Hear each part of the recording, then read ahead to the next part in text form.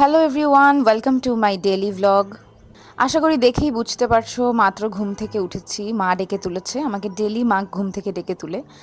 তো আজকে আমাকে আমার মা ডেকে তুলেছে এটা বলে যে তাড়াতাড়ি উঠো, ভিডিও করো, আজকের দিনের ভ্লগটা বানাও। দেখো গাছে শিম হয়েছে, নিয়ে এসেছি।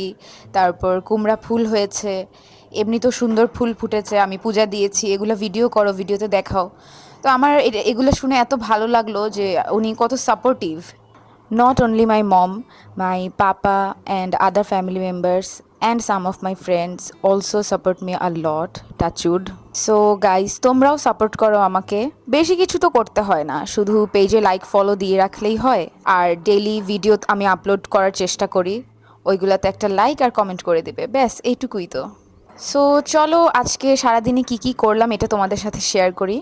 ঘুম থেকে উঠে দেখি মায়ের পূজা দেওয়া শেষ হয়ে গিয়েছে, আর আমাদের গাছে এই ফুলগুলো আজকে ফুটেছে। এরপর মা খুব সুন্দর করে চা বানিয়েছে, অনেক মজা হয়েছিল। আমরা সকালে চা খেয়ে নিলাম। এই যে আমাদের ছাদ বাগানের শিম আর কুমড়া ফুল, আজকে মা শিমের ভর্তা করবে আর কুমড়া ফুলের ভাজি করবে। চা খেতে খেতে ছোট মার সাথে আর দিদির সাথে কথা বলছিলাম আমরা। ছোট মার কাছ থেকে মা শিম ভর্তার রেসিপিটা জেনে নিল অ্যান্ড বানালো, আর অনেক বেশি মজা হয়েছে খেতে। সাথে রুই মাছের ঝোল রান্না করেছে।